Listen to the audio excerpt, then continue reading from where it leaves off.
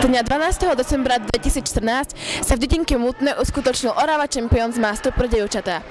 Turnaja sa celkovo zúčastnilo 10 tímov a medzi nimi aj dievčenské družstvo našej školy. Podarilo sa nám vyspovedať aj hlavnú organizátorku súťaže Andreu Volkovú.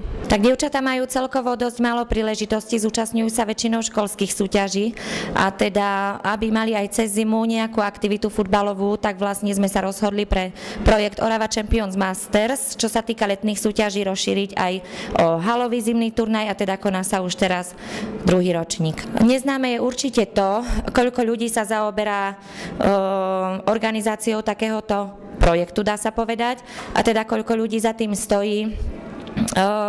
Väčšinou sú známe len tie osoby, ktoré sú spomenuté či už na plagáte alebo niekde v médiách, takže chcem poďakovať aj všetkým tým, ktorých nie je vidno. Výkony futbalistiek no asi dnešné momentálne na 80%, baby už sú momentálne teraz unavené, nakoľko je tých zápasov dosť a stále je čo zlepšovať.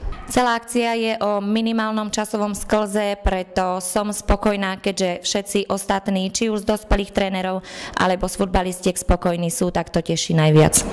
Podarilo sa nám urobiť krátky rozhovor s reprezentantkou Slovenskej republiky v roku 2014 Biankou Bruníkovou. Aké to bolo reprezentovať Slovenskú republiku vo futbale? Tak bola to riadne veľká česť, nielen reprezentovať školu, základku teda, ale aj dedinu a celkovo Slovensko. Reprezentovať aj samu seba je dosť taký pokrok, keďže veľa dievčat hrá futbal a nie sú v reprezentácii, tak je to také... Neviem, bola som hrdá nielen na seba, ale aj na tých, ktorí mi pomohli k tomu, aby som sa tam dostala. Svoje pocity z priebehu súťaže nám prezradila aj kapitánka nášho školského družstva Žaneta Jamotíková a aj pán učiteľ Galo, tréner žiačok zo základnej školy Paula Orsaga Hviezdoslava. Páči sa ti tu? Áno, chodím tu veľmi rada a je tu veľmi super atmosféra. Napriek tomu, že sme hrali s lepšími supermi, tak sme s našimi výkonmi spokojní. Je veľmi dobre zorganizovaný, veľmi dobré týmy, ktoré ukazujú naozaj veľkú kvalitu, hlavne tieto oravské.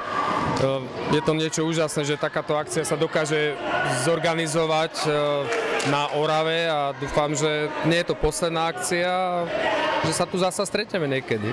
Naše futbalistky sa po prevedenom výkone ocitli na peknom 9. mieste. Pre TV Dilong Dominika Netašiová.